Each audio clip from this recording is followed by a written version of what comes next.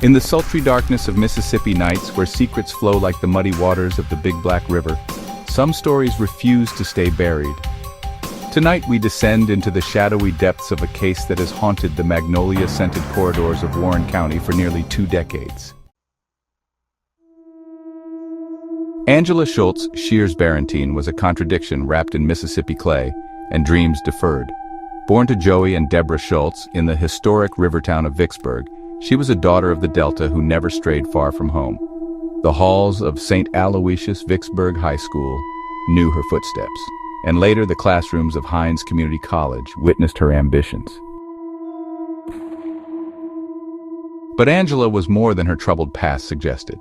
She was a woman who found poetry in the roar of NASCAR engines, who discovered peace in the patient art of baking, who taught her daughter Ginger the ancient Mississippi tradition of fishing at dawn. She was a hard worker, splitting her time between Morgan's Best Way and Shoney's restaurant, her calloused hands testament to her determination. At 27, Angela stood barely 5 feet tall, weighing just 85 pounds, a wisp of a woman with raven black hair and emerald eyes that had seen too much, too soon. Tattoos adorned her thigh, ankles, and shoulders like permanent prayers etched into her skin. She was a newlywed, having married Daniel Barrentine just 3 weeks before fate would come calling.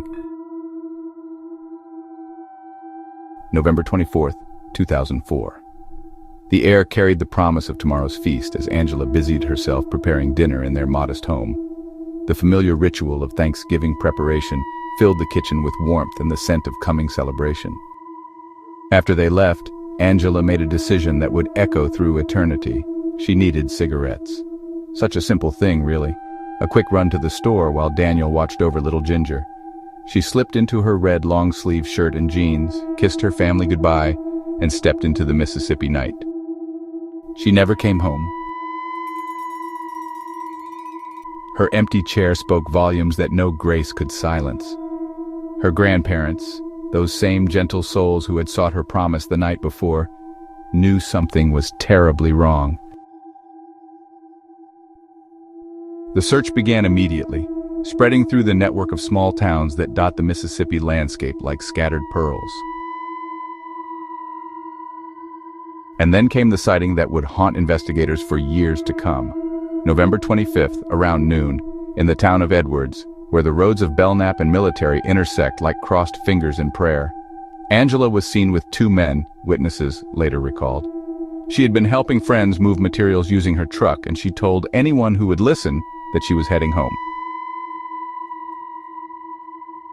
But home was a destination she would never reach. Summer turned to another summer, and in August 2005, nature finally revealed what man had failed to find. When the water level dropped to 7.5 feet, like a curtain being pulled back on tragedy, something emerged from the murky depths. A vehicle breaking the surface like a metallic gravestone.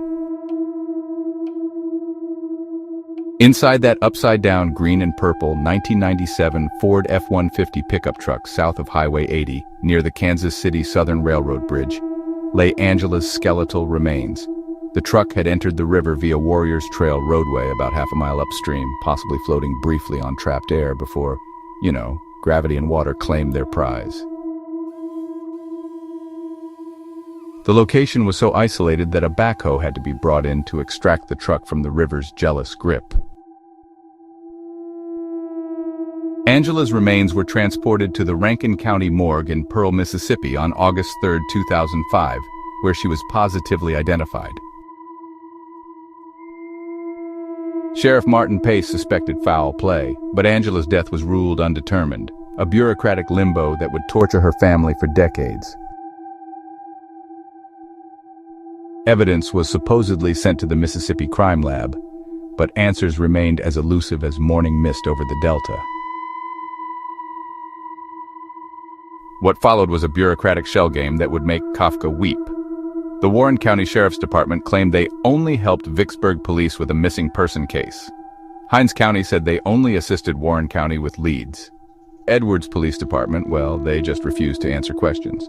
The Mississippi Bureau of Investigation Cold Case Unit acknowledged the case remained open, but refused to release information. Evidence, clothing and hair samples, seemed to vanish into the administrative ether. Autopsy photos that were supposedly attached to reports never materialized. Angela's personal belongings, photos, keys, sunglasses, remained locked away in some bureaucratic vault. Today, Ginger Lewis, once that little girl who waited for her mother to return from a simple trip to the store, is a woman denied her birthright of truth. Who is actively investigating her mother's case? Why does a case that's been unsolved for almost 2 decades remain open but dormant? Why won't authorities allow citizen detectives and cold case units to assist? Why can't a daughter reclaim her mother's belongings?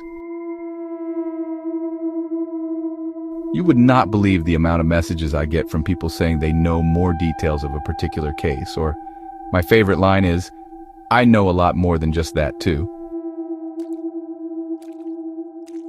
When will people stop being silent? You know, when it happens to your loved one, it's too late. As we close tonight's journey into the shadows of Mississippi's unsolved mysteries, remember that justice isn't just a concept. It's a responsibility we all share. Angela Barrentine's story is far from over. Tonight, we've lit another candle in the darkness, hoping it will guide us closer to the truth. For Angela, for Ginger, for justice. Until next time, catch the dice, they rolling.